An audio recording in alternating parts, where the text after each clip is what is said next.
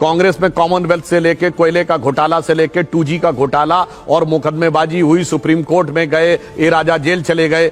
हम थे क्या तब? मनमोहन सिंह जी के जमाने में केस पैरेड कहा गया। चलिए वो छोड़िए, पीवी नरसिम्हा राव भारत के पहले प्रधानमंत्री थे जो प्रधानमंत्री पद से हटने के बाद उनको बतौर मुजरिम कोर्ट में खड़ा होना पड़ा भ्रष्टाचार के आरोपों में। राजीव गांधी जी देश के पहले प्रधानमंत्री थे जो सीधे बोफोर्स के मामले में घेरे में आए। ये बताइए, आज ये लोग कहते हैं मुलायम सिंह जी के ऊपर डिस्प्रपोर्शनेट एसेट का केस कब से? 2004 और 5 से। मायावती जी के ऊपर 2005 और 6 से। डीएमके के नेताओं के ऊपर कब? 2007 और 8 से। और लालू प्रसाद यादव जी 1997 में जेल चले गए थे, 1997 में, और पर्ची फाड़ रहे हैं 2014 के बाद की मोदी जी के ऊपर। तो भाई प्रॉब्लम क्या है कि इनका तो पूरा चरित्र और फितरत ही भ्रष्टाचार है। देखिए, ये इन पार्टियों की एक बड़ी खास बात है, नाम लेना है जाति का, आगे करना है परिवार को, और सत्ता में आने के बाद भ्रष्टाचार करना है। ये दुनिया में इकलौता देश, अगर आपसे पूछे कोई जिसपे इस धरती पे पाए जाने वाले सारे धर्म पाए जाते हो, तो वो सिर्फ भारत है। यदि आपसे पूछें कि वो पारसी जो अपनी जमीन से मिट गए, वो अगर फल फूल रहे हैं किसी देश में, तो सिर्फ भारत है। यदि वो कोई एक देश जहां पर कि यहूदियों के साथ कोई अत्याचार नहीं हुआ, तो वो सिर्फ भारत है। और बताऊं, अगर कोई एक देश जहां इस्लाम के सारे फिरके पाए जाते हैं, तो वो कोई मुस्लिम देश नहीं है, वो सिर्फ भारत है।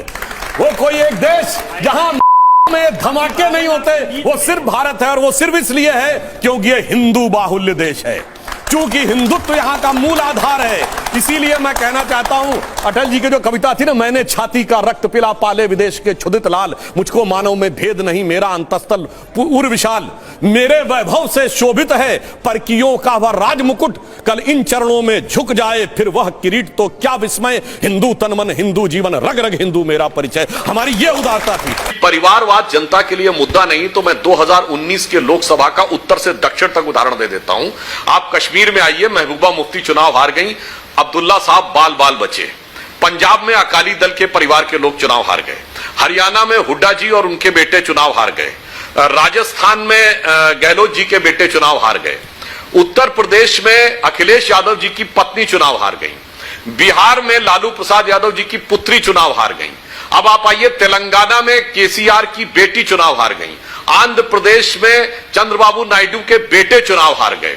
और कर्नाटक में देवेगौड़ा जी के बेटे चुनाव हार गए। और सबसे बड़े परिवारवाद के प्रतीक राहुल गांधी जी अपनी खानदानी जागीर अमेठी से हार गए और वायनाड जाना पड़ा। मान्यवर, मैं विनम्रता से कहूंगा, 2019 के चुनाव में जनता ने दिखा दिया ये किस लिए महत्वपूर्ण है। ये पहला चुनाव था जिसे हम कहते हैं 21वीं सदी की जो जनरेशन है ना, इसे मिलेनियम जनरेशन कहते हैं। 2019 में जो फर्स्ट टाइम वोटर था, वो था या तो पैदा ही 21वीं सदी में हुआ है या जिसने होश संभाला 21वीं सदी में।